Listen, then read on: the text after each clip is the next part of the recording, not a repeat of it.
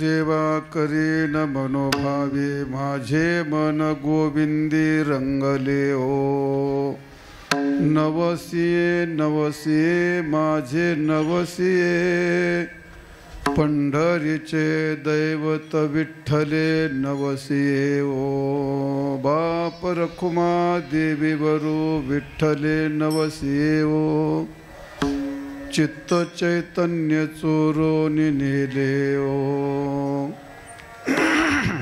नवसिये नवसिये माझे नवसिये ओ पंढरीचे दैवत विठ्ठले हो.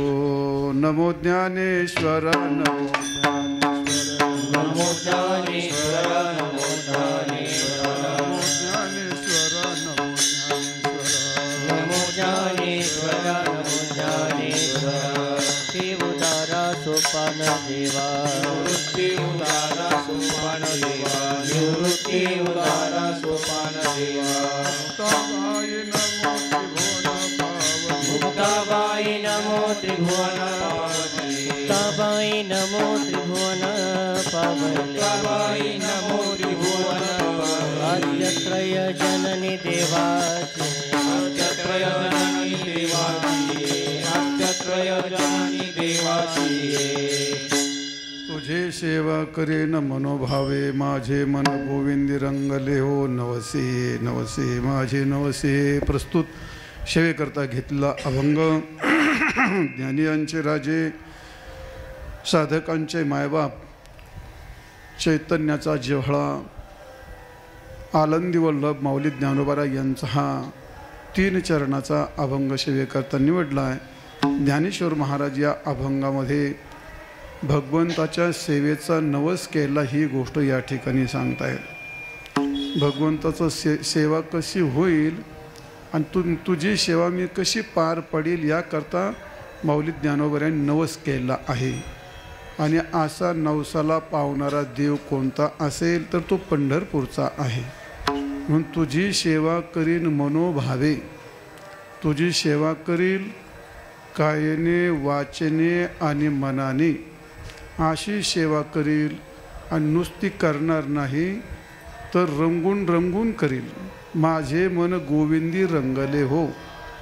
सेवा ही रंगून करावी लागते. तसं ज्ञानेश्वर महाराज म्हणतात रंगून करील. का करेल? तो ज्याचा नवस केला तो नवस पूर्ण करण्याकरता ती देवता समर्थ आहे परिपूर्ण आहे. म्हणून माऊलीने शब्दाचा प्रयोग केला नवसिये. ज्याला नवस करता येतो अशी नवसिये नवसिये नवसिये अशी नवसाला पावणारी माझी विठाई माऊली. आणि म्हणून नवसिये नवसिये ओ नवसिये. मग पंढरपूरचे दैवत विठ्ठल हो. पंढरपूरचं जे दैवत आहे ते विठ्ठल दैवत आहे. ते नवसिये आहे म्हणजे नवसाला 100% पावणारा आहे. नवस पूर्ण करणारा आहे. मी नवस केला आणि तो नवस माझा फलभूत झाला. ते माझ्यावरती भगवंतांनी कृपा केली. बाप रखुमादेव विठ्ठले आणि चित्त चैतन्य चोरून नेले. माझा नवस सफल झाला. चित्त चैतन्य चोरून नेले याचा अर्थ जीव आणि परमात्मा यातला द्वैत भाव हरपला. चित्ताचं चैतन्य थोडक्यामध्ये जीवाचं जीव पण चित्तामध्ये पडलेलं प्रतिबिंब त्याला आभास म्हणतो. आभास म्हणजे जीव असतो. आणि ते चैतन्य चोरून नेलं याचा अर्थ ते सगळं द्वैत संपलं आणि माझा नवस पूर्ण झाला. आणि म्हणून का झाला तर मी सेवेचा नवस केला. आपलं भगवंताला नवस केला आणि त्याकरता मी सेवा केली रंगून सेवा केली आणि म्हणून माझा नवस पूर्ण झाला. असा अभंगाचा शब्दशः अर्थ आहे. विठ्ठल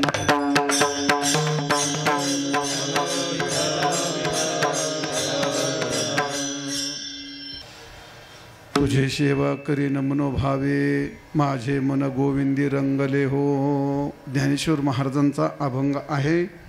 आणि हा अभंग मोठा आपल्या मर्मावरती बोट ठेवणारा आहे. वारकरी संप्रदाय हा कशावर उभा राहिलेला आहे. तुमचं तत्वज्ञान असेल भक्ती असेल सगुण साक्षात्कार असेल अजून काय असेल आणि प्रपंच का घेणार. तुमचं जे जे काही असेल ते, आणि वारकरी संप्रदायाचं सर्वची सर्व सेवा या एका शब्दावरती उभं राहिलेलं आहे. सेवा हे एका शब्दावरती उभं राहिलेलं आहे.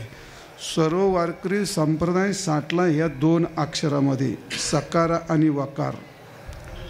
या 2 शब्दातून, सेवा या शब्दातून वारकरी संप्रदायाची सुरुवात झाली आणि या सेवा शब्दातच त्याचा विस्तार झाला आणि या शब्दातच त्याचा शेवट आहे. म्हणजे सेवा शब्द हा इतका व्यापक अर्थाने आहे. ज्ञानेश्वर महाराज असं म्हणतात, अवघिया दैवा जन्मभूमी हे सेवा, जे ब्रह्म करी जीवा शोच्याते. अवघिया दैवा, जेवढे म्हणून काही दैव आहेत त्या दैवाची जन्मभूमी हे सेवा, त्याची पार्श्वभूमी जे असेल ती पार्श्वभूमी ही सेवा आहे आणि त्या सेवेतून हे सर्व निर्माण होतं. आणि म्हणून सेवा हा शब्द फार अवघड आहे. संप्रदायातले काही शब्द फार चमत्कारिक असतात. असं आहे, त्या संगीत क्षेत्रामध्ये असं असतं, ज्या रागामध्ये कमी अक्षर असतात ना ते राग फार अवघड असतात म्हणायला. पूर्णांग राग असतो तो सोपा जातो म्हणायला. यमन, बिलावल, भैरवी, बागेश्वरी हे राग सोपे जातात म्हणायला. पण जे असे 5 स्वराचे असतात मग असे म्हणाल ते फार अवघड जातात. तसंच भरपूर बोलला तर तो शहाणा आहे का मूर्ख कळायला सोपं जातं. पण बघा एखादं वाक्य बोललं तर मुटका आवडलं तर मग ते भरजीव खातं माणसाचं ते कळतच नाही त्याचं काय म्हणतं आहे ते. कमी बोलणं 2 शब्द फार अवघड आहेत. ह्या संप्रदायात विचित्र शब्द आहे ते. सेवा हा शब्द एक मोठा कठीण आहे. माया, ब्रह्म, ज्ञान, सेवा आणि सर्वात खतरनाक शब्द का जो वेदालाही नाही कळाला, शास्त्रालाही कळेना, स्मृतिग्रंथालाही कळेना, संतांनाही कळेना ना अजून कोणालाच नाही कळाला, त्याचं नाव आहे प्रेम. शब्द सगळ्यांनी वर हात केले, आम्हाला नाही कळत म्हटले. संतांनीच वर हात केली, त्याला काही आम्हाला सांगताच नाहीत म्हटले ते. मग आता किती कठीण गोष्ट आहे. प्रेम शब्द आहे, हे फार थोडे 2च वर्ण आहेत त्याच्यात. एक पद आहे, प्रेम आहे, सेवा आहे, ज्ञान आहे, माया आहे, अजून काय सांगितलं, ब्रह्म आहे. काय ती पद ही?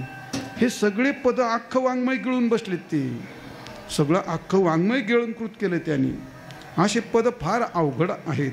तसं सेवा हे पद फार अवघड आहे, फार कठीण आहे, समजण्यास कठीण आहे. मग आपल्या ऋग्वेदापासून हरिपाठापर्यंत आणि रामायणापासून संत वाङ्मयापर्यंत म्हणजे जे संस्कृत आणि प्राकृत ग्रंथ आहेत, कोणत्या ग्रंथात सेवा शब्द आला नाही असा ग्रंथच नाही. आणि मग तो सेवा शब्द अनेक रंगाने, अनेक ढंगाने, अनेक रूपाने, अनेक अर्थाने इतका व्यापक आणि इतका परिपूर्ण आहे की त्या सेवा शब्दाचा अर्थ करता करता वेदसुद्धा थकून जायला बसला. एवढा व्यापक अर्थ आहे.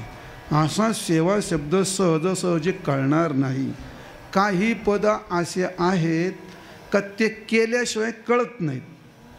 केल्याशिवाय ते काही कळत नाहीत. काही पद वापरली तर रस्ता इकून जातो, मग त्याला काही इकून जातं असं ते कळतं. पण गुळगोड आहे, त्यांनी पद ऐकली, त्याला कळत आहे का ती गोष्ट? मग काही ज्यावेळी प्रत्यक्ष अनुभवलं तरच ते पदाचा अर्थ कळत असतो. कोणत्याही पदाचा तसाच अर्थ असतो. मग तसं सेवा हे पद असं आहे, अनेक रंगाने, अनेक ढंगाने, अनेक अर्थाने अत्यंत व्यापक आणि अत्यंत विस्तारित असा सेवा शब्द आलेला आहे. ज्ञानेश्वर महाराज म्हणतात, तुझी सेवा करीन मनोभावे. सेवा शब्द असा आहे. सेवा शब्दाची जर कल्पना केली तुम्ही तो सेवा हे पद असा आहे विचित्र. सेवा हे स्त्रीलिंगी शब्द आहे. तुम्हाला व्याकरण कोणाला कळतं? सेवा शब्द कसा आहे? स्त्रीलिंगी आहे. आणि स्त्रीच्या पोटामध्ये एका बाईला 2 मुलं होतात, 4 मुलं होतात, 5 होतात, 10 होतात. आमच्या लहानपणी 12-12, 14-14 मुलं व्हायची. आता तुम्ही म्हणून तो असं पुढं असतं का? तर ते होतं त्याला मी तरी काय करतो. पहिले व्हायचे 14 मुलं आमच्या गावात आहेत. माझे मित्र आहेत ते 14 मुलं आहेत त्याला. आता काय आमचे पाहुणेचे ते आता काय त्याला काय होत होते पहिले 14 मुलं. हां तुम्ही नका डोकं चालू ते बरं पहिलं तुम्ही आपलं एक वरच ऑपरेशन करा ते नका भानगडीत पुढं तुम्ही. स्त्री ही कल्पना अशी आहे का तिच्या उदरात अनेक जन्माला येतात. तशी सेवा हा स्त्रीलिंगी शब्द आहे आणि सेवा ही एक स्त्री अशी कल्पना करा. सेवा ही एक स्त्री आहे. मग तिच्या पोटात काय काय जन्माला आलं. त्या सेवा स्त्रीच्या पोटात पहिला हा वारकरी संप्रदाय जन्माला आला. सेवा स्त्रीच्या पोटात नंतर प्रत्यक्ष भगवान जन्माला आला आणि सेवा या स्त्रीच्या पोटामध्ये संत जन्माला आले आणि सेवा या स्त्रीच्या पोटामध्ये मोक्ष जन्माला आला. विठ्ठल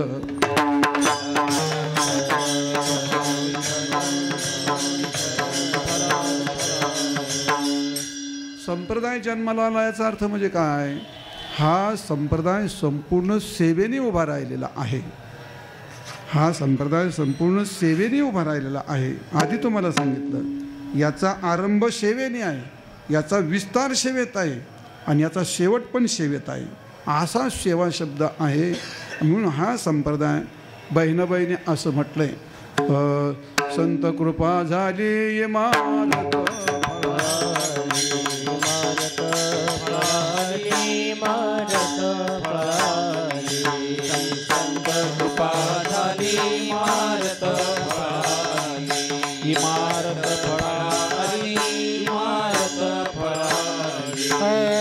संत कृपा झाली, संत कृपा झाली, संत कृपा झाली, संत कृपा झाली, संत कृपा झाली, संत कृपा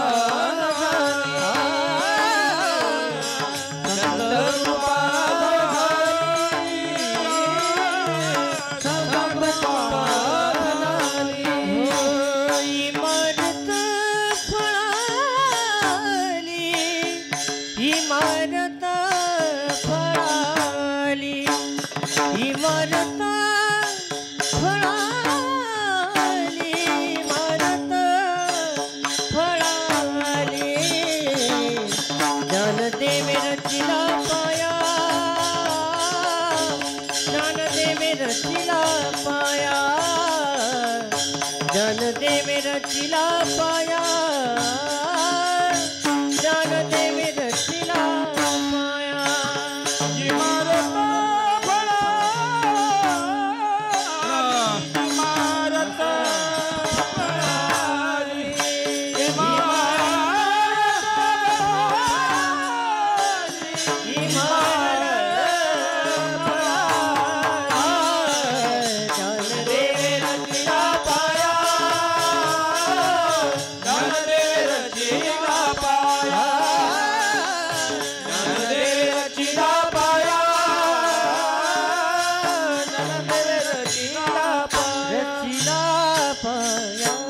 संत कृपा झाली इमारत फळाली, ज्ञानदेवे रचिला पाया आणि उभारले देवालय. कोणतं देवालय उभारलं ज्ञानेश्वर महाराजांनी आहे कुठं इतिहासात तर काय दिसत नाही कुठं. कोणतं होईल हे संप्रदायाचं आहे. उभारले देवालया नामातयाचा किंकर आणि त्याने केला हा आवर. आधी अभंग म्हणून दाखवतो तुम्हाला. जनार्दन एकनाथ खांब दिला भागवत, तुका झाला असे कळस आणि भजन करा सावकास. बहिणी फडकली ध्वजा आणि निरूपण केले ओजा, ज्ञानदेवी रचिला पाय. हे सर्व संतांचं आलंय. काय हे संप्रदाय उभा केला म्हणजे काय केलं नेमकं. संप्रदाय उभा केला याचा अर्थ पहिला number Dnyaneshwar Namdev Maharaj, number 2 Dnyaneshwar Maharaj, number 3 Eknath Maharaj, number 4 Tukaram Maharaj आणि नंबर 5 बहिणाबाई.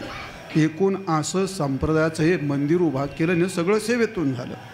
नामातयाचा किंकरण त्याने केले हे आवर. मंदिर बांधायचं असलं का पहिला परिसर स्वच्छ करावा लागतो, बरं आहे का नाही. असं एक चौफेर मैदान लागतं. मग नामदेव यांनी कीर्तन संस्थेतून कीर्तनाच्या सेवेतून पहिलं चौफेर मैदान तयार केलं आणि चौफेर मैदान तयार केल्याच्या नंतर मग ज्ञानेश्वर महाराजांनी त्यावरती त्या पटांगणामध्ये पाया रचला आणि मग देवालय उभा केलं. तो उभा केल्यानंतर काय तसंच उभं राहतं काय? त्याला खांब नको का? खांब नको का त्याला? मग जनार्दन एकनाथन खांब दिला, भागवताचा खांब दिला. म्हणजे काय केलं? मंदिर उभं राहायला मदत केली. खांब कोण आहेत? एकनाथ महाराजांचा भागवत. एकनाथ महाराज डोक्यात घेऊ नका आणि भागवतही डोक्यात घेऊ नका. त्या अक्षरांनी केलेली सेवा ज्ञानेश्वर महाराजांनी माझ्या मनीची आवडीन पंढरपुरा नीन गुढी हे केली सेवा, हे पाया रचलाय. हा नामदेव महाराजांनी केली कीर्तनाची सेवा. त्या सेवेतून हे आवर निर्माण केलं आणि सेवेने ज्ञानोबायांनी पाया रचला आणि सेवेनीच नामदेव महाराजांनी एवढं पटांगण नाही, सेवेनीच नाथ महाराजांनी भागवताच्या रूपाने खांब दिला, मंदिर उभं राहिलं आणि त्याच्यानंतर तुका झाला शे कळस. कशाचा कळस आहे तुकाराम महाराजचा? अरे गाथा हाच कळस आहे. एवढी कठोर घनघोर तपश्चर्या करून गाथा लिहिला हा संप्रदायाचा कळस आहे. आणि बहिणाबाईचा गाथा म्हणजे त्या कळसावर लागलेली छोटीशी कळसापेक्षा त्या कळसापेक्षा ध्वज हा बारीकच असतो. मग गाथ्याच्या गाभाऱ्यापेक्षा ध्वज छोटा आहे, तो त्यांची गाथा छोटी आहे. पण इतकं निरूपण असं केलं. सांगायचं तात्पर्य काय? संप्रदायाची सुरुवात कशातून झाली? सेवेतून.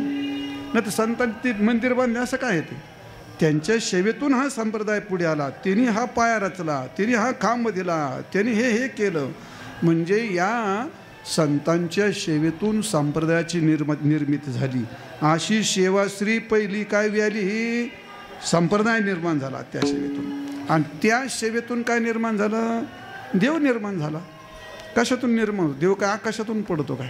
देव कशातून निर्माण होतो? कोणाच्या तरी सेवेतून झालं ना.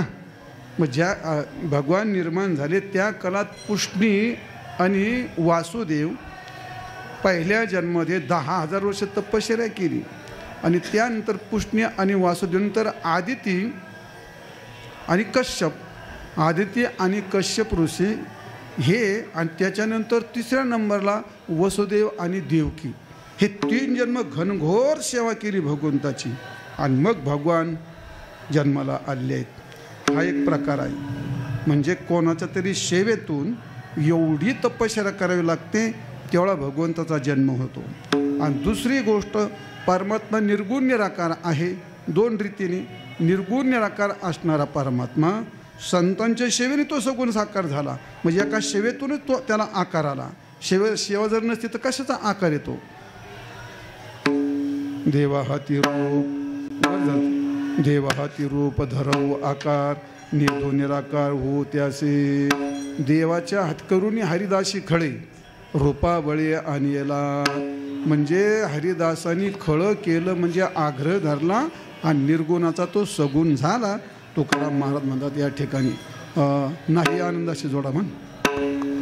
नाही आनंदाशी जोडा, आनंदाशी जोडा. सांगता गोष्टी लागती गोडा, सांगता गोष्टी लागती गोडा. आलासिया करा मोतिया चढा, आलासिया करा मोतिया चढा. तुका म्हणे भिडा भक्तीचिया, म्हणे भिडा भक्तीचिया. तुका म्हणे भिडा भक्तीचिया, तुका म्हणे भिडा भक्तीचिया.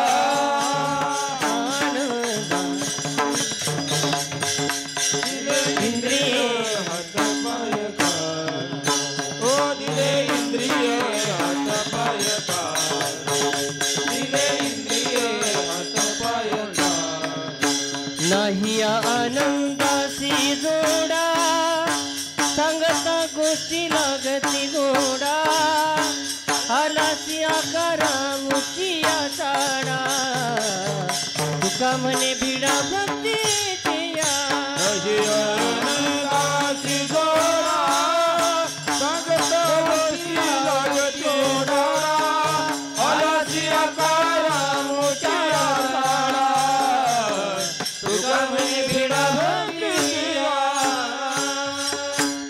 काही आनंदाशी जोडा, सांगता गोष्टी लागते गोडा. तो मागचा विषय नाही, पण आलाशी आकारा आमुच्या चाडा. आणि तुका म्हणे भिडा, भक्तीच्या भिडेने भक्तीच्या सेवेने तुला निर्गुणातलं सगुण व्हावं लागलं. म्हणजे एका सेवा स्त्रीच्या पोटातून भगवंताचा जन्म होतो. ही गोष्ट सप्रमाणे सिद्ध झाली. किंवा तुकाराम महाराज म्हणतात, तुका म्हणे आम्ही असुनिया जाण, तुझं देवपणा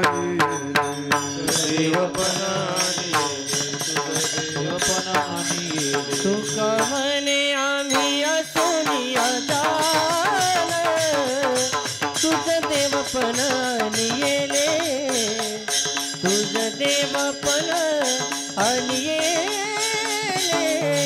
तुझं देवपण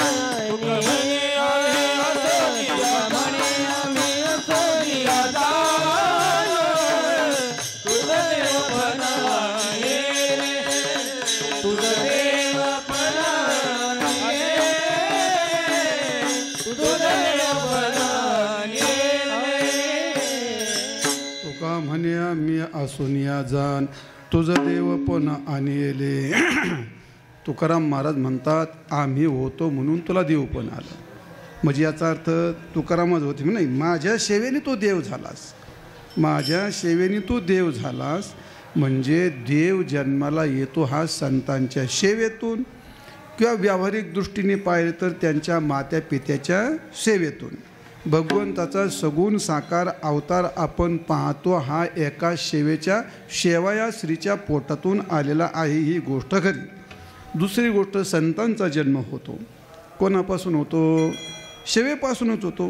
मग आता विठ्ठल रुक्मिणी होते, एक ती बाई होती आणि एक पुरुष होता. मग आता कोणाच्या पोटात काय ज्ञानेश्वर महाराज जन्माला येतात का? नाही. अहो हे सगळं लय वाईट आहे, हे तुम्हाला सांगतो.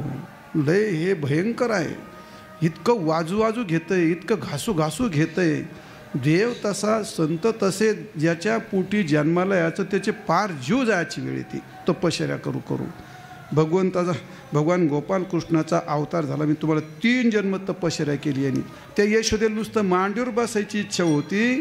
ती धरा आणि काय तिचं नाव, धरा आणि पृथ्वी काय ते, तर त्यांना तपश्चर्या करावी लागली. तेव्हा नुसतं मांडीवर बसायचा, स्तनपान करायचा हक्क मिळाला. म्हणजे इतकी सेवेत इतका प्रकार आहे तो असा. म्हणजे याचा अर्थ जसं रुक्मिणी मातेने ज्ञानेश्वर महाराजांची मातोश्री त्या पिंपळाला 1.25 लाख प्रदक्षिणा घालीत होती रोजची. एकदाच घातल्या नाही, त्या रोज घालीत होती 1.25 लाख. कशी घालीत असेल? काय तपश्चर्या महाराज, काय तपश्चर्या ती. मग या सेवेतून तर मग ज्ञानेश्वर महाराज, निवृत्तीनाथ महाराज, ज्ञानेश्वर महाराज, सोपान काका, मुक्ताबाई जन्माला आले. कोणातरी सेवेतूनच आले. कधी तुकाराम महाराजांचं कोणाच्या घरी जन्मत काय तुकाराम महाराज? मग कोणाच्या घरी? मी अरे 7 पिढ्या घासू घेतलंय, 7 पिढ्या घासू घेतलं. असं आहे बाबाजी काय, हा विश्वंभर बाबापासून पाहिलं तर 7 पिढ्या घासू घेतलं. आणि मग 7व्या पिढीत तुकाराम महाराजांचा जन्म झाला. कोणातरी सेवा आहे ना, त्या ते माणसातून थोडं चाललं. त्या काळात त्यांच्या घरात दुसरी माणसं होते. माणसातून ज्या व्यक्तीने सेवा केली, सेवेच्या पोटातूनच संत जन्माला आलेत. तुमचे 2 उदाहरण भरपूर झाले असतील. सगळे संत तसेच आहेत. म्हणजे कोणातरी तपश्चर्या, या सेवेतूनच संतांचा जन्म होतो. दुसरी गोष्ट सांगतो मला, व्यक्ती म्हणून संत जन्माला आले. आता ज्ञानेश्वर महाराज यांना ते नियम लागत नाहीत, पण तरी आता तुम्हाला समजण्याकरता सांगतो. कोणती ज्ञानेश्वर महाराजांच्या नंतर अनेक संत झालेत. आजही संत असू शकतात, आपल्याला ज्ञान नाही. मग हे संतांचं संतत्व जन्मजात नसतं ना. संतांचं संतत्व जन्मजात आहे का? मग त्याने त्यांच्या तपश्चर्येतून मिळवलेला आहे. त्यांच्या सेवेतून ते संतत्व मिळालेलं आहे त्यांना. जसं एक पिंड हा आईवडिलाच्या सेवेतून प्राप्त होतो, तसं त्यांच्या ठिकाणी संत पदवी किंवा संतत्व ह्या जर तुकाराम जर त्या 7व्या पिढीत जन्मलेल्या असतील, ती सेवा होती, त्यांनी जर काहीच नसतं केलं तर कोण त्यांना संत म्हणलं असतं? मग त्यांना संताचं संतत्व कोणी दिलं? ते एका सेवेने बहाल केलं, एका सेवेने बहाल केलं. म्हणजे संतांचं संतत्व हे सुद्धा सेवाश्रीच्या पोटात जन्माला आलं. आणि संतांचा पिंड हा सुद्धा एका सेवायाश्रीतून पोटातून जन्माला आला. म्हणजे जसा संप्रदाय जन्माला सेवायाश्रीतून येतो तसा सेवायाश्रीच्या पोटातच भगवान सुद्धा सगुण साकार जन्माला येतो आणि सेवायाश्रीच्या पोटातूनच संतही जन्माला येतो.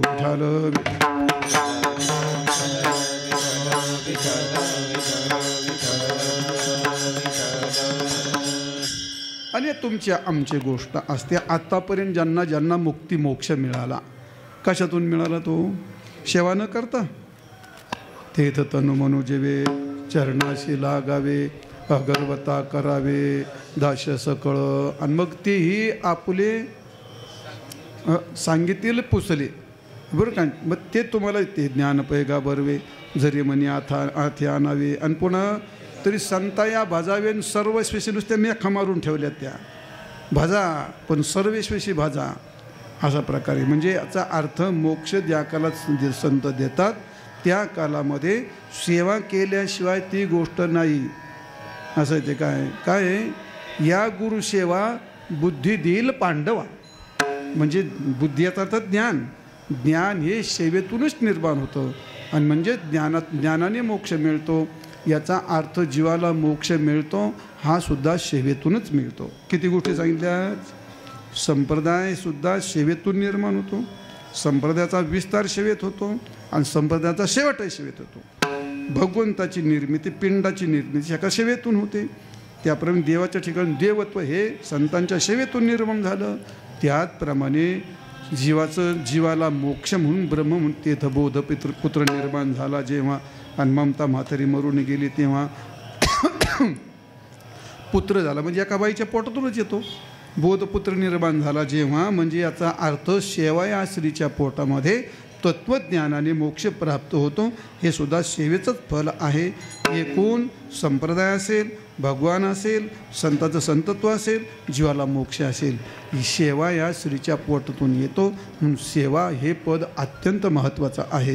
विठाल विठाल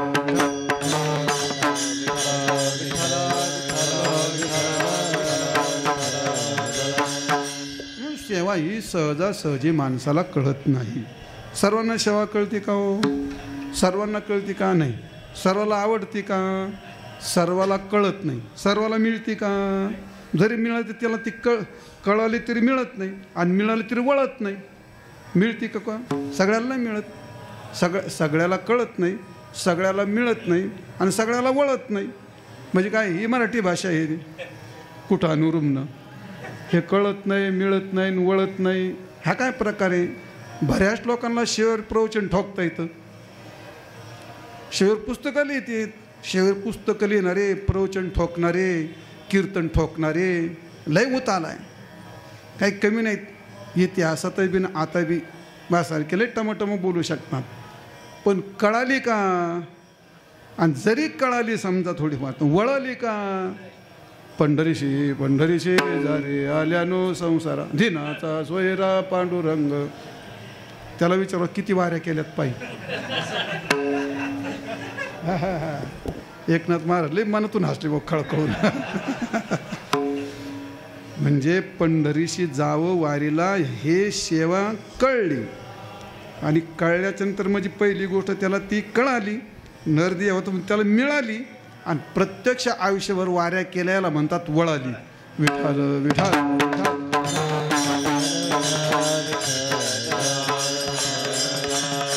हो. आणि म्हणून सेवा कळणं, पद कळणं, शब्द कळणं म्हणजे कळणं नाही आणि कोणालाही मिळत नाही.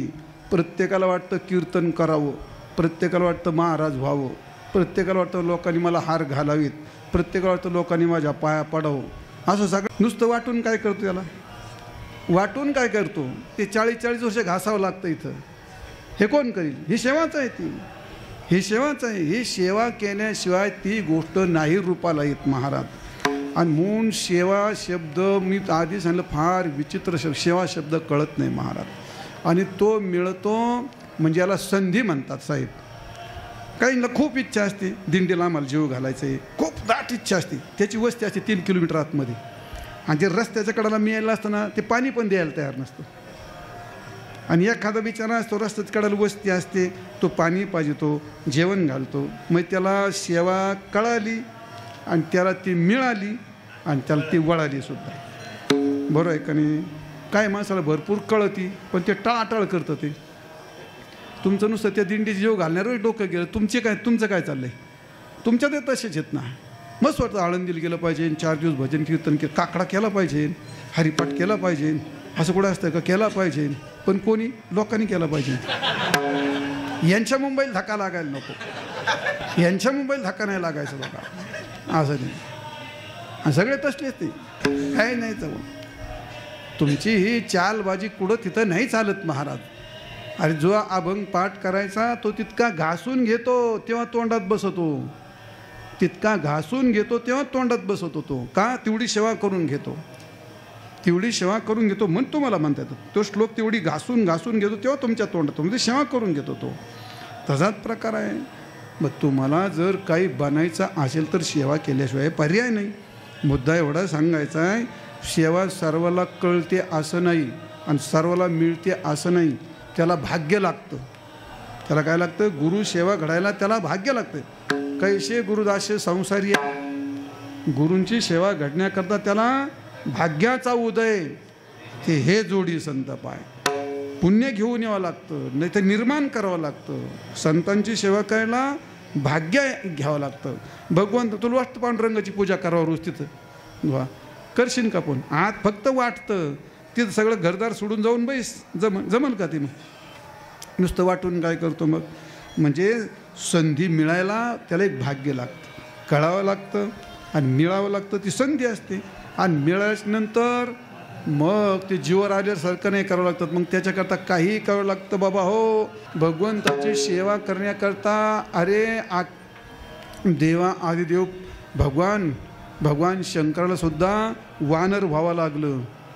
सेवेचं काठिण्य भगवान शंकराला हनुमंतराया व्हावं लागलं आणि माता पार्वतीला शेपटी व्हावं लागलं आणि आदिमाया शक्तीला सीता व्हावं लागलं प्रभू रामचंद्राची सेवा करण्याकरता. आणि ब्रह्मदेवाला जांबुवंत व्हावं लागलं. हे शिवेचं काठिण्य. ब्रह्मदेवाला जांबुवंत व्हावं लागलं आणि सूर्याला सुग्रीव व्हावं लागलं. असा प्रकार. इंद्राला वाली व्हावं लागलं. इंद्राला वानरच व्हावं लागलं. ब्रह्मदेवाला जांबुवंत व्हावं लागलं. आणि हे असं आहे. ते लक्ष्मणाला काय काय लागलं? त्याला शेषनारायणला लक्ष्मण व्हावं लागलं आणि रात्रंदिवस सेवा करायला लागली. लक्ष्मणाची सेवा सगळ्यांना ज्ञात आहे. असा प्रकार.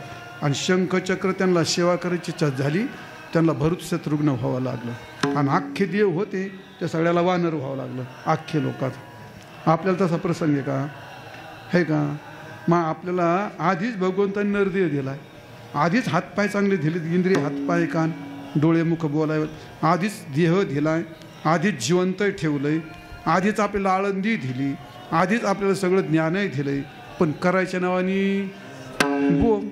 आता ते जर वानर होऊन सेवा करते, आता आपण काय होऊन सेवा करायचा विचार आहे तुमचा? आता तिकून आला का गाडीचं तोंड माग करूनच ठेवतो गडी. का? शेवीची आवडच फार. आपल्या शेवेतून जमत नाही. शेवीची आवडच फार. ते तसे ईर्षा नाहीत काय. बायका मोकार पडत ना तिकडं, त्यामुळे ते बायका कोण सांभाळली तिकडं?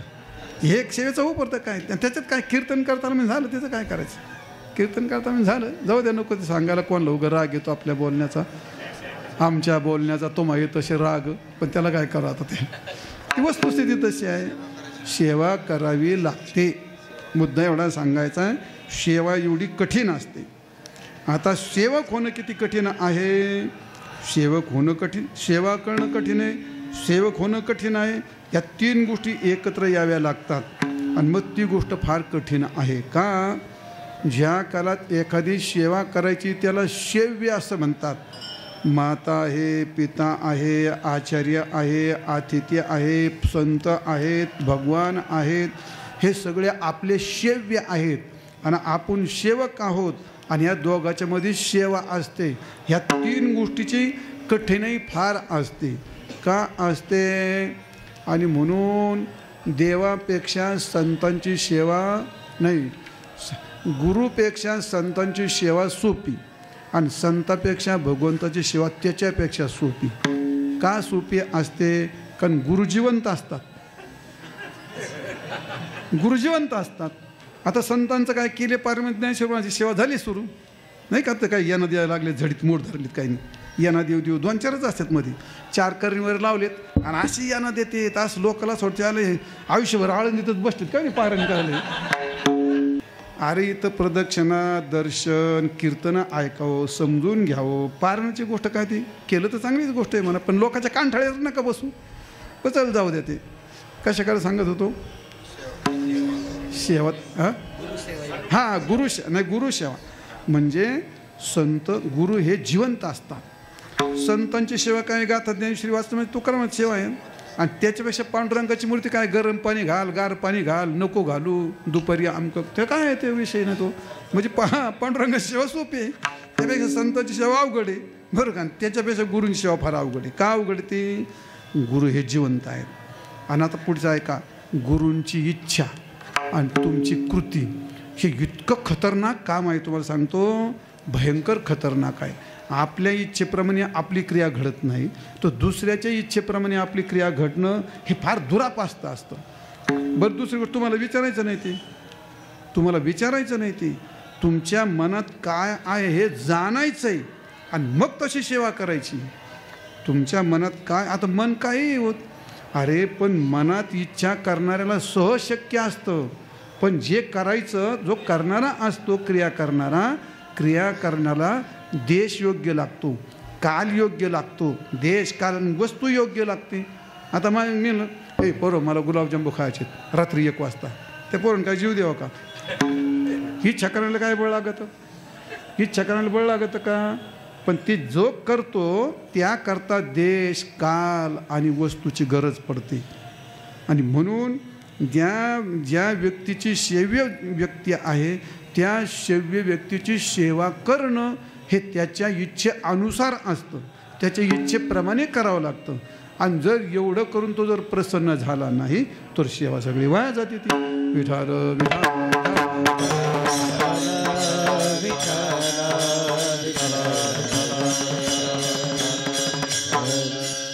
हो. ज्या कालामध्ये धर्मयुद्ध झालं, भारतीय युद्ध म्हणतो आपण त्याला, कुरुक्षेत्राचं युद्ध, कौरव पांडवांचं युद्ध काय म्हणत ते म्हणा, आणि युद्ध झालं, युद्ध संपलं आणि त्या छावणीमध्ये द्रौपदीचे 5 मुलं झोपले होते. दुर्योधनाच्या मांडीला गादा लागली होती आणि तो त्या तलावाच्या काठाला विवळत पडलेला होता. आणि हा अश्वत्थाम्या आला, त्याचा शिष्य. महाराज तुमच्याकरता काय करू? तुम्हाला प्रसन्न करता काय करू? दुर्योधन म्हणला काही करू नको, पांडवांचा एखादा मिळाला का मला एवढं सांग. ती म्हणे आपले अख्खे मरू दे म्हटले, त्याचं मला काही दुःख नाही. पांडवांचा एक जरी मिळाला तरी मला आनंदाने जीव सोडेल मी. पांडवांचे किती मिळत मला तेवढं सांग. एवढंच ना म्हटला. आत्ता जातो म्हणला. 5 पांडवर तुमचे मुंडके तोडून तुमच्या पुढे हजर करतो म्हटला. झाली रात्री गेला. आता भगवान काय म्हणतो, न सांगता तुम्हा कळू येते अंतर. भगवंताला सगळ्या गोष्टी कळायला होत्या. ते म्हणले चला उठा म्हणले, आपल्याला लय पाप झालं, गंगेला स्नानाला जायचं. ते पांडव आज्ञाधारी होते, पण ते पुढची व्हरायटी ते डोकेबाज असतात. ते द्रौपदीचे 5 मुलं, म्हातारे माणसाला झोप येत नाही काय, तुम्ही आपले जा म्हणजे आम्हाला नाही यायचं म्हणले. आता म्हणजे उठा पोरो चला तुम्ही इथं नका, आम्हाला नाही तुम्ही आपले जा म्हणे. ते स्टँड बिन आम्हाला नाही काय माहिती. त्यांना तेच गेले घेऊन. तो अश्वत्थाम्या आला भलत्या रात्री, त्यांनी ती कट्यार घेतली, कचा 5 मुलाचे मुंडके कापले आणि आशा हातात धरून दुर्योधनापुढे गेला. आणि ते नुसतं पाहिलं, सेवा केली का नाही. काय म्हणला दुर्योधन, मला पांडव मिळेल पाहायचे. एवढा दुर्योधन संतापला. मग अरे अरे अरे अरे मूर्खा, म्हणजे काही वाईट केलंस म्हणजे तू. अरे आमच्या कुर्लात तिला द्यायला कोणी पाणी द्यायला शिल्लक नाही ठेवलंस. कौरव तर सगळे मेले, पण पांडव तर आता त्यांना पुत्र होणं काही शक्य नाही गोष्ट. आणि ते सगळं 5च संतान होते आणि सगळे तू ही गोष्ट केली. अतिशय दुर्योधन नाराज झाला आणि त्याला त्यातून इथून निघून जा म्हटले. तू असं दृष्टांत संपला, मला काय भारत सांगायचा नाही. जी केलेली सेवा त्या शेव्याला पसंत पडली का? मग केलेली सेवा शेव्याला प्रसन्न करील तरच ती सेवा फळ देते. जर सेव्य नाराज झालं तर ते फळ देत नाही. याचा अर्थ सेवा ही तुमच्या मनाला येईल अशी करून चालत नाही. त्याच्याकरता नियम असतात. आणि म्हणून सेव्यापेक्षा आणि सेवेपेक्षा सेवकाला ही भयंकर किंमत मोजावी लागते. विठाल विठाल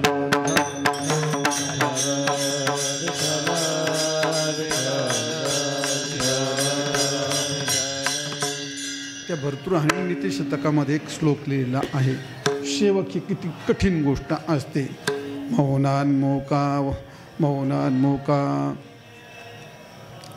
मौनान्मुका वाकपटुता जल्पकोवा दृष्टपार्श्ववसति सदाच दूरताचा प्रगल्भः क्षान्त्याभिरुर्यदि न सहते प्रायशो नाभिजातः सेवा धर्म परम गहनो योग्यानाम अपि अगम्यः. त्या श्लोकामध्ये सेवकाची काय फजिती असते ही गोष्ट सांगितली महाराज. असा आहे म्हणजे सेवक कसा असतो. योगी माहिती तुम्हाला. योगी काय करतो? पाण्याहून चालतो, आकाशातून चालतो, विष के आहारी पडे, समुद्री पाय वाट जोडे, एकी वाघ ब्रह्म थोकडे अभ्यास केले. अजून काय म्हणले? व्याघ्र सर्व प्रांजळे अभ्यासाचे निबळे, एका गती अंतराळे आणि व्याघ्र सर्व प्रांजळे केली एके. का? हे काय अभ्यासाची गोष्ट. योगी आकाशातून चालतो, पाण्याहून चालतो, विष पचवतो, वाघ सगळं वेद पाठ करू, हो सगळं योग्याला हे सगळं शक्य आहे. पण त्या योगी पुरुषाला सुद्धा सेवा धर्म कळत नाही असं भर्तृहरीचं म्हणणं आहे. सेवा धर्म परम गहनो योग्यानाम अपि अगम्यः. सेवा धर्म इतका कठीण आहे तो योग्याला सुद्धा कळत नाही. का कळत नाही? जो सेवा करणारा असतो. मौनान्मुका वाचलो जल्पकोवा. म्हणजे एखादा सेवक असला जर तो मौन धरून राहिला, मौनान्मुका यायला मुकही झालं, हे फार मुक आहे म्हणे. जल्पको वाचलोवा. जर जास्त बोलायला लागला, यायला नालायक वाचळ काय सांगू तुम्हाला हो. म्हणजे गप बसून राहिलं तर मुकाय झाला आणि बोलायला लागला तर वाचळे झाला. दृष्ट पार्श्व वसती. जर तो जवळ राहिला उद्धटच तर यायचं ना, आला पाहिजे का खेळायचं माझ्या शेजारी चालला, तुला कळत नाही का ते. आणि मग सदा दूरोतोपी. म्हणजे जर दूर राहिला तर मग जर दूर गेला तर महामूर्ख आहे. शेजारी चालला तरी उद्धट आहे, पुढं लांब गेला तर मग काय महामूर्ख आहे. आणि क्षांत्याभिरू यदीर्ण सहते प्रायशो नाभिजातः. जर काही करून त्यांनी क्षांत्य काहीच नाही म्हणायचं, शांत राहिला. अवलं भित्र आहे ते, पण शांत राहिला तर त्याला भित्र म्हणायचं. क्षांत्याभिरू यदीर्ण सहते प्रायशो नाभिजातः. आणि जर समजा त्याने ते सगळं झुगारून दिलं आणि कसा वागायला लागला, अहो काही चांगल्या कुलातलं आहे का ते, घरचे संस्कारच नाही, काय उपयोग येते.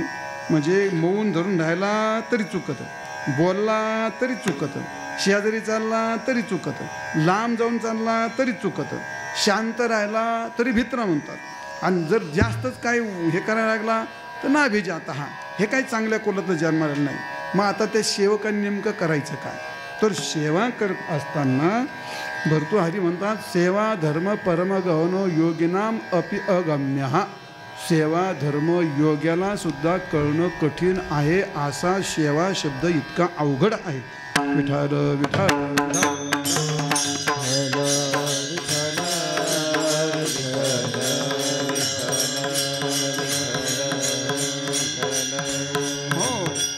अशी सेवा करत असताना ज्ञानेश्वर महाराज म्हणतात, तुझी सेवा करीन मनोभावे.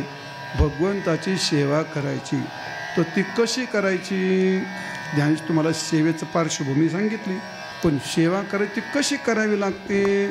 सेवा करायची ही गोष्ट खरी, सेवा करण्याची सर्वांना इच्छा असते, पण सेवा कशी करावी, कोणत्या प्रकाराने करावी, सेवेचं लक्षण काय असतं आणि सेवा कशी केली पाहिजे याचं थोडंसं चिंतन करायचं आहे. ज्ञानेश्वर महाराजांनी पहिल्या चरणात पहिलं चरण म्हण तुझी सेवा करीना मनोभावे, तुझी सेवा करीना मनोभावे, तुझी सेवा करीना मनोभावे, तुझी सेवा करीना मनोभावे, तुझी सेवा करीना तुझी सेवा करीना मनोभावे, तुझी सेवा करीना मनोभावे, तुझी सेवा करीना मनोभावे, मन माझे गोविंदी रंगले वो, मन माझे गोविंदी रंगले वो, मन माझे गोविंदी रंगले वो, नवसी माझे नवसी, नवसी माझे नवसी, नवसी माझे नवसी, नवसी माझे नवसी, हो मन माझे गोविंदी रंगले वो, मन माझे गोविंदी रंगले वो, मन माझे गोविंदी रंगले वो, मन माझे गोविंदी रंगले वो, नवसी माझे नवसी, ओ नवसी माझे नवसी, नवसी माझे नवसी, नवसी माझे नवसी, तुझी सेवा करीन मनोभावे, माझे मन गोविंदी रंगले हो. सेवा शब्दाचा अर्थ असा आहे, सेवा शब्दार्थ म्हणजे काय? परार्थ क्रिया साधनम, परकार्य किंवा परकार्य साधनम किंवा परार्थ क्रिया साधनम, त्याला म्हणतात सेवा. किंवा मुक्ती प्रयोजका सत्क्रिया इति सेवा. म्हणजे आता काय, ज्या काळात एखाद्याचं कार्य साधायचं आहे तर त्याला साधन म्हणून तुम्ही करा. तर महाराजाला आंघोळ करायची, मग ते परकार्य साधन. परकार्य साधन म्हणजे काय? त्याचं आंघोळ करणं हे कार्य आहे. मग त्याला साधन काय? मग त्याला पाणी आणून देणं, आमका आणून देणं, काय लागेल तेच. म्हणजे ते कार्य सिद्ध होण्याकरिता केल्या जाणाऱ्या ज्या क्रिया असतात त्याला सेवा असं नाव येत असतं. किंवा परार्थ साधन, परार्थ क्रिया साधन म्हणजे किंवा दुसऱ्याच्या ज्याचा अर्थ सिद्ध करायचा आहे त्याच्याकरता केल्या जाणाऱ्या क्रिया, अनेक लक्षण आहे त्याचे. आणि मुक्ती प्रयोजका सत्क्रिया म्हणजे मुक्ती म्हणजे भगवत प्राप्ती किंवा मोक्ष. मोक्षाकरता ज्या ज्या क्रिया केल्या जातात त्या सर्वच नाव सेवा आहे. मग काय तुमचं सगळं त्याच्या करतात. तुम्ही कोणाला पंक्ती घातल्या, दिंडीत चालले, भजन केलं, तुम्ही जे काही भगवंताकरिता त्याचं नाव आहे सेवा. त्याचं नाव काय आहे? सेवा. मग अशी सेवा आहे ती कोणती जरी झाली तर ती क्रियेमध्ये जाते ती. आणि त्या क्रियेमध्ये किंवा करण्यामध्ये 3 रूपाची कृती असेल, भावना असेल आणि ज्ञान असेल. सेवा 3 प्रकारची घडते. या तिन्ही प्रकरणी 3 ठिकाणी एक गोष्ट लक्षात ठेवायची, ज्या क्रियेमध्ये, भावनेमध्ये आणि ज्ञानामध्ये सत्यता आणि समर्पणता असते त्याला सेवारूप प्राप्त होत असतं. तुम्ही कितीही काही करा, दुनिया डोळे झाकून बसा, अजून पुस्तकं तुटुस्तुर वाचा किंवा अजून 100 दिंड्या करा, अजून एका पायावर उभं राहा, आणि तर डोक्यावर उभं राहा, नाही तर पालथं पडा, नाही तर उतानं पडा. तुमची समर्पण बुद्धी आहे का? आणि दुसरी गोष्ट काय सांगितली, त्या सेवेतली सत्यता आहे काय? ती सत्यता लोकांना दिसणारी आहे का? ती नाही. ती काय दिसायची गोष्ट? तुम्ही वारी करतायत त्यात ती सत्यता तुम्हाला माहिती, त्यात समर्पण बुद्धी तुम्हाला माहिती. नाही गेलं मठात तर लोक काय म्हणतील, बुवा हा काय समर्पण भाव आहे का हा? ते नाही गेलं तर मग काय लोक काय म्हणतील बुवा, आहे सगळे लोक गेले तू इथंच राहिला गेला म्हणतो. कशाला येतो राहिला इथं गर्दी करायला. पहिली गोष्ट सत्यता. भजन करण्यात सुद्धा आपल्या मनातून असलं पाहिजे सत्यता. आता काय वेळाला नावेळ त्यांनी करावं लागतं, तो भाग आता महाराजांच्या धाकाने उभं राहावं लागतं, त्याला काही विलाज नाही. त्याला काय करावं आता लोकांना. तर असं आम्ही तशी का मी तुम्ही तसे आम्ही काऊ रुसले मग मी आमचंही तसंच होतं लहानपणी. मग कोणीतरी धाकाने पण घडत येते आणि ते अशा प्रकारे काय सांगितलं, काही करा पण ती क्रिया आहे ती. भजन करा, वारी करा, पूजा करा, काय तुम्हाला करायचं जे करायचं तुम्ही सगळे सुज्ञा जे करा जे जे करायचं ते करा, पण ते समर्पण बुद्धीने. दुसरं काय सांगितलं, सत्य. पण त्या क्रियेत सत्यता पाहिजे आणि समर्पण बुद्धी असेल तर ते सेवेत जमा होतं 100% करून. जर समर्पणता आणि सत्यता नसेल तरी 100% वाया जातं. आणि खूप चुकीचं केलं आणि अर्धवट केलं, पण सत्यता असेल आणि समर्पण बुद्धी असेल ते अर्धसुद्धा भगवान स्वीकारून घेतो. लक्षात आलं असेल मला काय सांगायचा भाव. 100% केलं पण नाटक होतं ना, सत्यता नव्हती, समर्पण बुद्धी नव्हती. आणि मग कोणती क्रिया केली कोणाबद्दल केली तरी असं नाही होत तुम्हाला. ते एक आपला भ्रम असतो, त्याची काय सेवा करायची बाई म्हणते, त्या नवरीची काय पियातडन त्याची काय सेवा करायची. देखो आम्हाला माहिती आहे ते आमचं महाराज तुम्हाला माहिती आहे त्याच्या त्याची काय सेवा करायची. गाढवा त्याच्यात तर लायकीच नाही, कोणातच जगात जन्मालाच नाही सेवा घ्यायच्या लायकीचा. सेवा घ्यायच्या लायकी कोण जन्माला आला का, सेवा घ्यायच्या लायकीचा कोणीही जन्माला आलेला नाही. आणि सेवेचं फळ देण्याची ताकदही जगात कोणातच नाही. मग कोणाची दगडाची जरी सेवा केली फल कोण देतो, परमात्मा देतो. मग आता तुम्ही दगडाची सेवा करतो, त्याच्या दगडापेक्षा तुझा गुरु बरा असेल ना, हरित असेल तुला शिव्या देत असेल, जाऊ दे तो नाही विषय, नका विषयाला फाटा देऊ. काय सांग गेलो विसरून. हो हां, फल देणारा. मग बाई तुझा नवरा दारुडी आहे असू दे, तुला काय करायचं. हा तो फल देतच नाही, त्याची लायकीच नाही फल द्यायची. तू दारुड्याची सेवा केली तर तुझी सेवेतली जी समर्पण बुद्धी आहे आणि त्या सेवेतली जी सत्यता आहे त्याला पाहून भगवान फल देत असतात. तू प्रदक्षिणा घालतो, स्नान करतो, दर्शनाला जातो किंवा तुझ्या गुरुची सेवा करतो, ह्या 2 गोष्टी तपासल्या जातात. सेवेचं फल देण्यात कोणाचाही अधिकार नाही, तो भगवानच देत असतो. 9व्या अध्यायामध्ये याचं वर्णन केलं आहे. भगवान म्हणतात कोणत्याही देवती तुम्ही कशी जरी उपासना केली, भूतानी यांती भूतेजा यांतीमध्ये आजीवपिन, त्याच्यावरचा श्लोक, कोणत्याही देवाची सेवा केली तर त्याचं फल देणार कोण आहे, मीच. भगवान फल देतात त्याचं.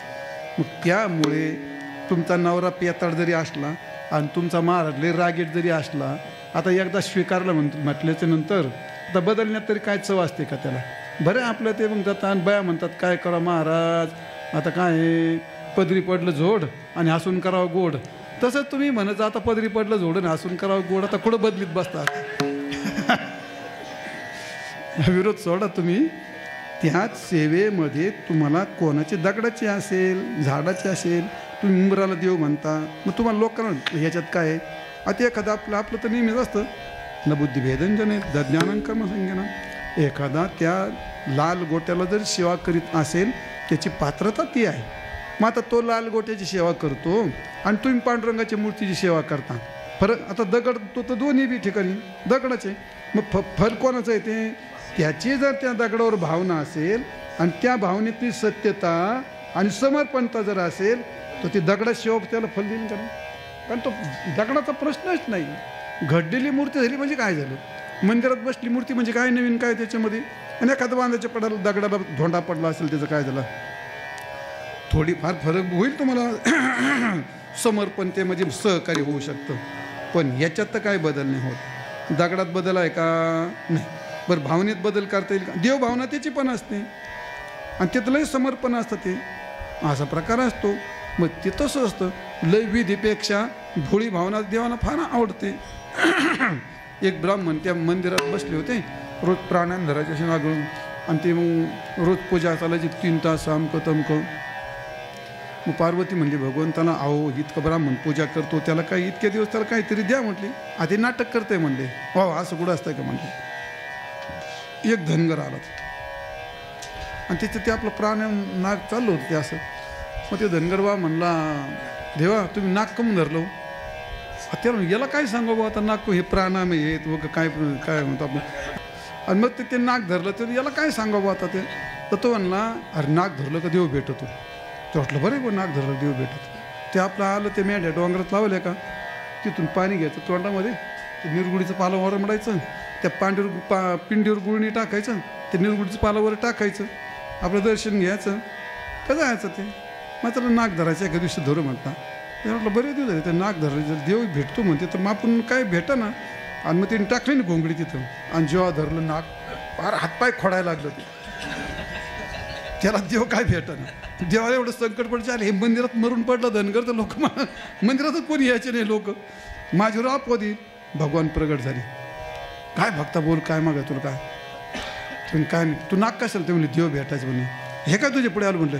आणि तू देव कशाहून म्हटलं. आता याचा भोळा भाव, तू देव कशाहून.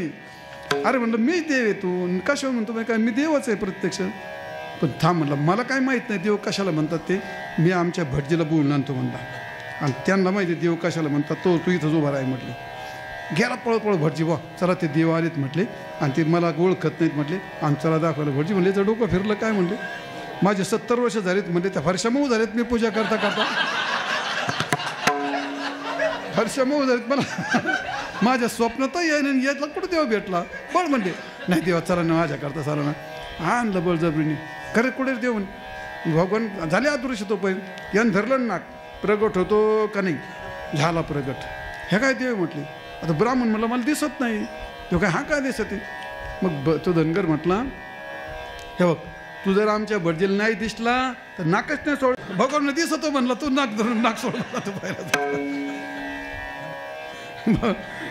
म्हणजे त्या भटजीचा भोळा भाव होता. चुकलं, त्या धनगराचा भोळा भाव होता, पण त्यात सत्यता आणि समर्पणता होती.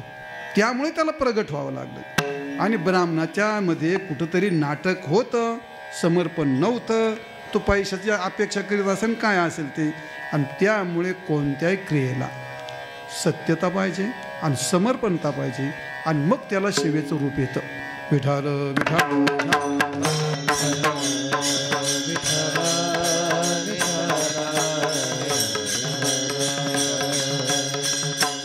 तुझे सेवा करीन मनोभावे, माझे मन गोविंदी रंगले हो. मनोभावे सेवा करली याचा अर्थ काय. सेवा 3 प्रकारची होत असते. कायिक सेवा, वाचिक सेवा आणि मानसिक सेवा. कायिक सेवा क्रियात्मक असते आणि वाचिक सेवा ही शब्दात्मक असते आणि मानसिक सेवा ही चिंतनात्मक असते. त्यालाच म्हणतात कर्मक्रिया, भावना भक्ती आणि मनाची गोष्ट. त्याला काय म्हणतात मग ज्ञान. ह्या 3 गोष्टी. ज्ञान ही सेवा असते, भक्ती ही सेवाच असते आणि केलेली क्रिया ही सेवाच असते. मग ज्यावेळी क्रियेचा संबंध येतो त्यावेळी स्थूलाशी संबंध येतो आणि भावनेशी संबंध त्यावेळी मनाशी संबंध येतो आणि ज्ञानाशी संबंध त्यावेळी बुद्धीशी संबंध येतो. मग शरीरातूनही सेवा समर्पित होते, मनाने सेवा समर्पित होते आणि बुद्धीने सेवा समर्पित होते. बुद्धीची सेवा असते ज्ञान, मनाची सेवा असते भक्ती आणि शरीराची सेवा असते ही क्रिया. आणि म्हणून शब्दात्मक असते ती कशाला मनाला जोडलेली असते असं आहे. आणि शरीराची असते गोष्ट पण क्रियेची गोष्ट असते. आणि म्हणून आचार, विचार आणि उच्चार सेवेचे 3 प्रकार होत असतात. असा प्रकार आहे. तुकाराम महाराजांची सगळी सिद्धता करून घेतली आहे. क्रियेचा प्रकार असतो. तुका म्हणे देवा कर जोडीनं ते सेवा. ही क्रिया आहे. तुका म्हणे देवा कर जोडीनं ते सेवा म्हणजे हात जोडणं. ही काय झाली क्रिया झाली. ही काय झाली क्रिया झाली. म्हणजे किंवा स्वामी काज गुरु भक्ती पितृ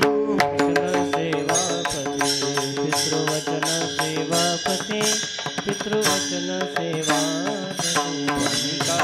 गुरु भक्ती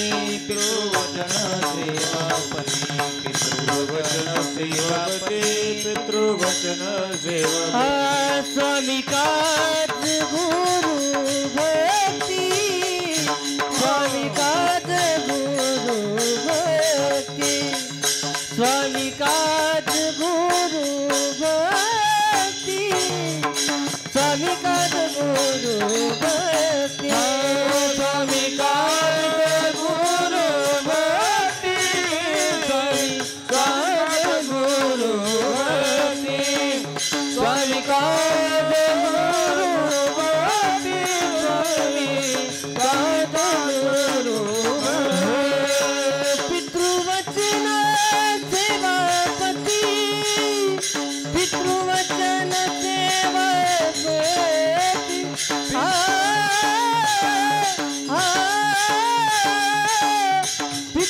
वचन सेवक हेची विष्णुची महापूजा हेची विष्णुची महापूजा हेची विष्णुची महापूजा हेची विष्णुची महापूजा विष्णुची महापूजा हेची विष्णुची महापूजा हेची विष्णुची महापूजा हेची विष्णुची महापूजा. स्वामी काज म्हणजे काम, गुरुभक्ती आणि पितृवचनाप्रमाणे आज्ञेत राहून काम करणं. पितृवचन आणि सेवा, पत्नीने पतीची, मुलाने पुत्राने माता पित्याची आणि नोकराने स्वामीची क्रिया करणं. यालाच काय म्हणतात, ही नाही पण क्रियात्मक, ही क्रियात्मक सेवा आहे, ही स्थूल शरीराची सेवा आहे. क्रियेला पण सेवेचं रूप येत असतं. ते तर दोन गोष्टी सगळीकडे वापरायच्यात, सत्यता आणि समर्पण भाव असा प्रकार. याला म्हणतात क्रिया. अवघी रूपी तुझी देवा. आणि वंदू भावे याचा अर्थ काय, वंदू भावे याचा अर्थ म्हणजे काय, वंदन करणं ही सेवाच आहे. वंदू म्हणजे सेवाच ही गोष्ट, म्हणजे याला क्रियात्मक असं म्हणतात. तुकारामामध्ये असेल, माझ्या वडिलाची मिराशी गा देवा, तुझे चरण सेवा पांडुरंग.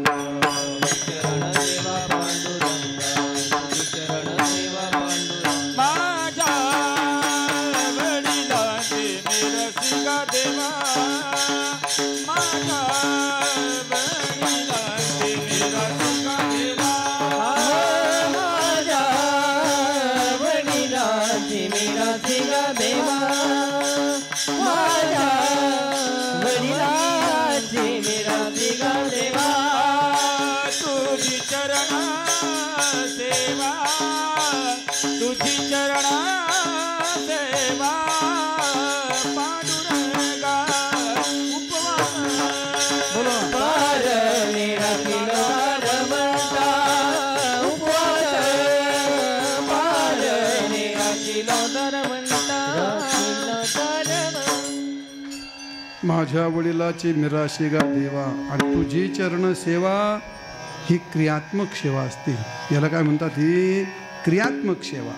आणि दुसरी असते शब्दात्मक सेवा.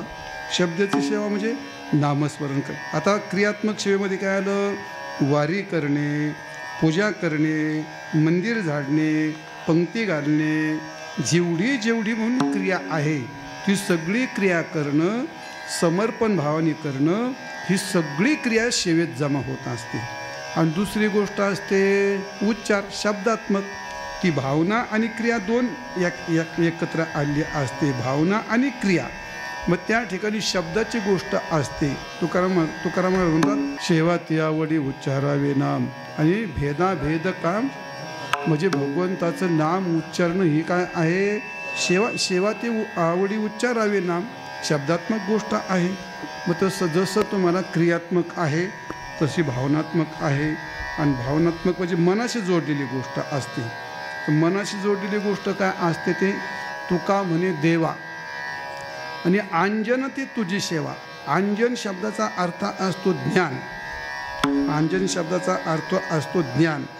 मनाशी चिंतन जोडलं का ते ज्ञानाशी जोडल्या जात असतं. तो आपण रोज सकाळी अभंग म्हणतो, घ्यावी नाही काय, चिंतन समयी आणि सेवा आपुलीचं देई. चिंतन समयी सेवा आपुलीचं देई. मग ही सेवा ही तर काय उड्या मारतो काय तू, काय उच्चार करतो काय तू. मग त्याचं चिंतन करणं म्हणजे ती ज्ञानात जाते. तो का म्हणे देवा अंजन ती तुझी सेवा, असा प्रकारे. म्हणजे करावे चिंतन तेची न बरे भेटून, असा परमात्म्याचं चिंतन करणं हे मनाच्या संबंधित येतं. आणि म्हणून घ्यावी माझी सेवा. ती नाही ते काय, अवघ्या उपचारा मनाचे दातारा. एक मनाचे दातारा, एक मनाचे दातारा. बोला अवघ्या उपचारा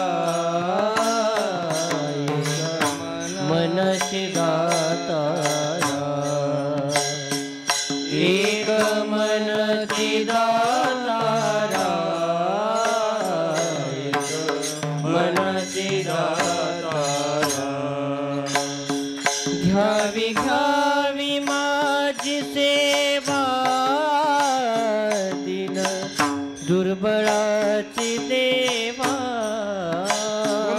घ्यावी घ्यावी माझी सेवा दीन दुर्बळाची देवा घ्यावी माझी सेवा दीन दुर्बळाची देवा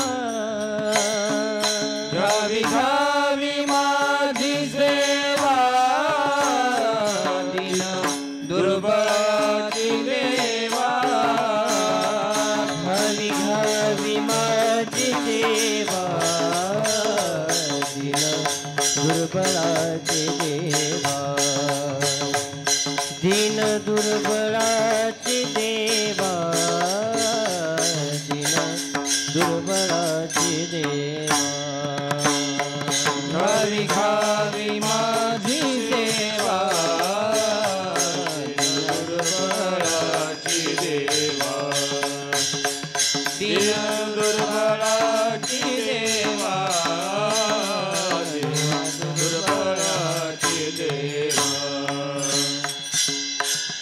अवघ्या उपचारा म्हणजे जेवढे भगवंताला उपचार केले जातात एक मनची दातारा एक मनच करावी ती पूजा मनची उत्तम आणि लौकिकाचे काय काम असे लौकिकाचे करावी ती पूजा मनेची उत्तम आणि लौकिकाचे काम काय असे लौकिकाची काय गोष्ट आहे मनोमय पूजा आणि हेच पडी हे केशी राजा असं आहे म्हणजे भगवंताला मनाच्या संबंधित आलं क्रिया आली तरी भगवंताच्या संबंधित असते भावना आली तरी भगवंताच्या संबंधित असते आणि ज्ञानसुद्धा कोणाचं आहे भगवंताच्या संबंधितच आहे ज्ञानाची गोष्टसुद्धा आणि म्हणून मनाच्या संबंधित येतं म्हणून त्याला ज्ञानात्मक मग आपण ज्या कालात पाठ सांगतो पाठ ऐकतो हे काय आहे ज्ञानात्मक सेवा असते आपण जेवढी भजन करतो तेवढी काय आहे भावनात्मक सेवा असते आणि जेवढी पायवारी करतो काय अजून पूजा करतो मंदिराची साफसफाई करतो अजून जे काही करतो तेवढी ती क्रियात्मक सेवा असते याला म्हणतात तुझी सेवा करील मनोभावे म्हणजे भाव धातू आहे अस्तित्व याचा अर्थ तुम्हाला सांगितले सत्यता आणि समर्पण ते तर मग त्यात मन तर आहेच मग आता दुसरी गोष्ट अशी आहे क्रिया करत असताना तो त्यात मन असावं लागतं शब्द असतात त्यात सुद्धा मन असावं लागतं आणि ज्ञानाच्या बाबतीत सुद्धा चिंतनात मन असावं लागतं आणि मग त्या सेवेला रूप येतं असतं म्हणून अशी सेवा करील ज्ञानेश्वर महाराज म्हणतात तुझी सेवा करील मनोभावे माझे मन गोविंदी रंगले रंगून गेलं आणि सेवा करायची सेवेत 8 गुण असावे लागतात आणि 6 दोष टाळावे लागतात तेव्हा सेवा करता येत असते 8 गुण असावे लागतात म्हणजे काय लागतं सेवा करायची तर कोणालाही सेवा करता येत नाही पहिली काय लागते त्याला म्हणतात विधी दुसरा आहे विश्वास तिसरा आहे संयम आणि चौथी आहे तीव्र जिज्ञासा नाम इच्छा आणि 4 आणि 5वी काय गोष्ट आहे ती आग्रह नाही म्हणजे त्या पवित्रता त्या सेवेमध्ये काय लागते पवित्रता आणि पवित्रता असून म्हणजे त्याच्याची सेवा करायची गुणगौरव आणि की झाले 6 आणि 7वा आहे गुणगौरव आणि प्रेम आणि 8वी गोष्ट आहे मधुर भाषण ज्याची सेवा करायची त्याला शिव्या द्यायच्या आणि सेवा करायची असं नाही मधुर भाषण लागलं प्रेम पण राहिलं प्रेम पण आलं मग त्याच्यामध्ये पवित्रता आली अजून एक काय झालं गुणगौरव झाला आणि मग त्याच्यामध्ये इच्छा तीव्र जिज्ञासा आली हे सगळं म्हणजे विधी विश्वास संयम प्राणांत प्रसंगी तो सेवा करता तेवढी प्रसंग काय म्हणतो आपण संयम ठेवावा लागतो काही येऊन ठेव तिथं परीक्षा असते अडचण येते मग अशात संयम सुटतो माणसाचा सेवाच टाकून देतो नाहीतर कोणाला तरी भडकतो असं तरी तसा प्रकार होत असतो म्हणजे 6 गुण असावे लागतात 8 गुण सेवेमध्ये आणि दोष काय असावे लागतात तर दोष टाळावे लागतात दोष सेवा करत असताना सहजरित्या घुसणारे आपल्याला कळत पण नाही ते दोष सहजरित्या त्याच्यामध्ये दोष घुसत असतात स्वार्थ सगळ्यात मोठी सेवेतून जर काही स्वार्थ साधायचा असेल तो सगळ्यात मोठा दोष आहे एक. दुसरी गोष्ट आहे विवेकशून्यता. त्याला विचारच नाही काही करायच्या वेळी. त्याला काय करावं, कसं करावं, त्याला काय विचार करायचं म्हणजे करायचं. मग त्याला काही पाहिजे का नाही. हे अरे आंघोळ करतो, टावेल ते घ्याता टावेल. हे काय विवेक झाला का? तो विचारच नाही, विवेकशून्यता आहे. असा बेजबाबदार. अरे मग स्वयंपाक करतो का? हां तुम्ही या फिरून स्वयंपाक करतो जा. महाराज गेले फिरायला, हा आले 12 वाजता भूक भूक करीत, स्वयंपाक नाही केलं का? लक्षातच नाही राहिलं भाऊ. त्याला काय म्हणतो बेजबाबदार. बेजबाबदार माणूस फार घातकी असतो. लक्षात का राहत नाही ते जबाबदारी स्वीकारित नाही. जबाबदारी स्वीकारल्यानंतर त्याच्या लक्षात राहिलं अशी गोष्ट, दोन गोष्टी एकत्र कधी येऊ शकत नाही. जबाबदारी स्वीकारली आणि लक्षात राहत नाही अशी गोष्ट होत नाही. ज्या विषयाची जबाबदारी तीव्रता त्याला वाटल्यानंतर त्याच्या लक्षातून जाणारच नाही, काढ तरी जाणार नाही ते. असं आहे. म्हणून सेवेमध्ये बेजबाबदारी एक असते, विवेकशून्यता एक असते आणि स्वार्थ घुसत असतो. न कळत गोष्टी घडतात 3. आणि चौथी गोष्ट उद्धटपणा. अरे जेवायला वाटतो का काय दम नाही. अरे काफी करून आण, काय जीव चाललाय, आणतो का काय दम नाही. अरे पण मग आता करायचं तर ते याला उद्धट म्हणतात ते. अरे का हा आणलं का धाडकन द्यायचं पुढे आदळ. हे उद्धटपणातला म्हणतात असं. आणि सेवेत अप्रामाणिकपणा, चालबाजी करणं हा एक मोठा दोष आहे. आणि सगळ्यात शेवटचा दोष आहे अहंता. अहंकार येऊन चिटकतो त्याला. आता वरचे 8 गुण आणि खालचे 6 गुण हे सांगायचं म्हटलं तर पहाटे 4 वाजता इथंच काकडा करावं लागेल. मग सांगू का? मग हात म्हणा का काय तुम्ही? सेवेतमध्ये या गोष्टी टाळाव्या लागतात. आणि मग अशी सेवा ज्ञानेश्वर महाराज सांगतात या ठिकाणी. आता सेवेचं उदाहरण गोष्ट तुम्हाला माहिती आहे, सांगून ठेवतो. आता नाही सांगायची, मला थकवा आला. ज्या काळात दुर्वास चौकात आणि गल्लीत फिरत होते, मला चातुर्मासला कोणी ठेवून घेता का? आणि दुसरं पण म्हणते, मला जर ठेवून घेतलं, जर सेवेत काही चूक झाली तर त्याला जाळून भस्म करील, त्याला शाप देईल. कशाला कोण पिढा घेईल असली ती? अशी कशाला कोण पिढा घेईल? तर मग त्या काळात सांगून टाकतो 2 मिनिटात, लय थोडक्यात सांगणारे. मग भगवान कृष्ण द्वारकेत गेले, ते हाक मारायचे, मला कोण ठेवून घेतात का? भगवान कृष्णाने ठेवून घेतलं. मग आता ठेवून घेतल्यानंतर ते दुर्वास असते. जसं जमदाग्नी म्हटलं क्रोधाची मूर्ती, तसं दुर्वास म्हणजे क्रोधाची मूर्ती. आणि मग त्यात कबूल केलं तर भगवंतानी ठेवून घेतलं तर तो विक्षिप्त वागायचे. खूप स्वयंपाक करायला निघून जायचे. भलत्याच वेळी रात्री उठून काही पण मागायचे, काही बी करायचे. का मध्येच मोठे रडायचे, मध्येच मोठे हसायचे. जेवायचेच नाही, खाल्लं तर खूप खाऊन घ्यायचे, नाही तर खायचंच नाही. सगळं असं विक्षिप्त वागायचं. एके दिवशी त्यांना काय लहर आली, सगळे कपडे गोळा केले आणि दिली त्याला काडी लावून. खाटाला आणि त्या कपड्याला सगळ्याला दिली काडी लावून, पेटून दिलं सगळं. आणि रात्रीच 12-1 वाजता भगवान कृष्णाला, हे मला खीर खायची म्हणली. आता ते सर्वज्ञ होते, त्यांची सगळी तयारी होती. आणली सगळी खीर, खाल्ली सगळी उष्टी-पाष्टी झाली. आणि चला म्हणले, एक खीर सगळी तुझ्या अंगाला लाव म्हणली. आता काय नाही म्हणे, सोय नाही. घेतली सगळ्या अंगाला खीर लावून दिली. आणि चल म्हणली, मला तर गावाच्या बाहेर नेऊन घालं म्हटली. चालेल म्हणले. तसं नाही म्हणली, मला रथवर बसवून तू रथ ओढ म्हटले. आणि तू एकटा नाही, तुझी बायको आण म्हणली, ती रुक्मिणी आणली.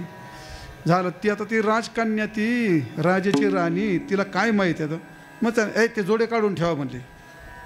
हे पाय घासायची गोष्ट असं. परीक्षेत उतरल्याशिवाय कोणी पास नाही करीत. ते झालं. जोडे काढून ठेवले, रथ ओढायला लागली. ती रुक्मिणी 4 वेळा खाली पडायची, उठायची. त्या काळात ते यादवांना खूप राग आला होता, पण विलाज नव्हता कोणाचं काय. भगवान तसे रथ ओढत होते. ओढता रुक्मिणी पडली, उठली, ओढायची. एकदा पडली आणि बेशुद्ध पडली. त्याने दुर्वासाने खाली उडी टाकली आणि लागले चालायला. आता भगवान कृष्ण ना म्हणून वाटलं चालावं लागेल. गेले जरा बरेच दूर. दुर्वास म्हणले, मी तुझ्यावर प्रसन्न झालो म्हणले. तुझे खाट आणि ते सगळं पेटवलं म्हणजे. ते काही पेटवलं नाही म्हणले, ते आहे तसंच आहे म्हटले. पण मी तुझ्यावर प्रसन्न झालो. आजपासून तुझी कीर्ती दिगंताला नाही, 3 लोकात तुझी कीर्ती होईल. आणि जेवढी अंगाला खीर लावलीस कृष्णा, ते तुझं सर्व अंग अभेद्य झालं. आता ते काय म्हणतो, वज्रासारखं कठीण झालं. पण एक चूक केलीस म्हणले. तो काय, सगळ्या अंगाला खीर लावली, पण तळव्याला खीर नाही लावली ना, नाही लावली म्हणलं. मग तिथंच तुला भगवंताला शेवटचा बाण तिथं लागला आणि तिथे हे झालं. ते तर बाकी सोडा. ते भगवंतानी या सेवेत असे ते पास झाले सगळे, हे सगळे दोष टाळून आणि एवढे गुण ठेवून त्यांनी सेवा केली ती, आणि म्हणून दुर्वास प्रसन्न झाले आणि भगवंताला असा आशीर्वाद दिला. अशी सेवा ज्ञानेश्वर मान तुझी सेवा करीन मनोभावे, म्हणून माझे मन गोविंदी रंगले. मन कुठं आणि कसं का रंगतं आता याच्यावर सांगायला आपली वेळ संपली आणि माझी शक्ती संपलेली आहे. मन का रंगतं, कोणत्या गुणाचं साम्य असतं, म्हणून मन कसं रंगतं ते केव्हा तरी तुम्हाला एखाद्या दिवशी सांगेल. विठोबा रखुमाई, विठोबा रखुमाई, विठोबा रखुमाई, विठोबा रखुमाई, विठोबा रखुमाई. तुझी सेवा करीन मनोभावे, माझे मन गोविंद रंगले हो. नवसे नवसे माझे नवसे, पंढरीचे दैवत विठ्ठल. खूप चांगला अभंग आहे. ह्यावर्षी वारीला रस्त्याने या अभंग होता. कर्म आणि धर्म आचारी जे जया लागी, साधक सिनले साधन साधिता भागी. तो पण अभंग खूप चांगला होता, चांगलं होतं चिंतन, आणि हा अभंग पण चांगला डे.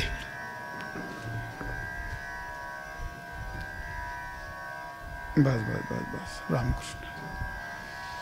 हा अभंग खूप चिंतन करायला लागे आहे या ठिकाणी. नवसे नवसे हे आता नवीन पद आहे, ते तुम्हाला सांगायचं होतं ते, पण ते राहिलं, ते आता वेळ नाही सापडलं. नवसे, नवस काय असतो, तो नवस का केला जातो, नवस कोण करतं, त्याचं फल मिळतं का, नवसाचा काही उपयोग होतो का, नवस करणारे शहाणे असतात का मूर्ख असतात, हा मोठा एक विषय आहे. तो नवस का असतो, नवस म्हणजे शपथ काय असते, नवस काय असतो, का, केव्हा, कुठं, कसा केला जातो, परत होतो डोक्यात, पण ते आता नाही सांगायचं, केव्हा तरी सांगेन. मला आठवण करतो अभंग याचा. काय सांग. हा तुझी सेवा करीन मनोभावे, माझे मन गोविंदी रंगले. नवसे नवसे पंढरीचे दैवत विठ्ठले हो. ज्ञानेश्वर ज्ञानेश्वर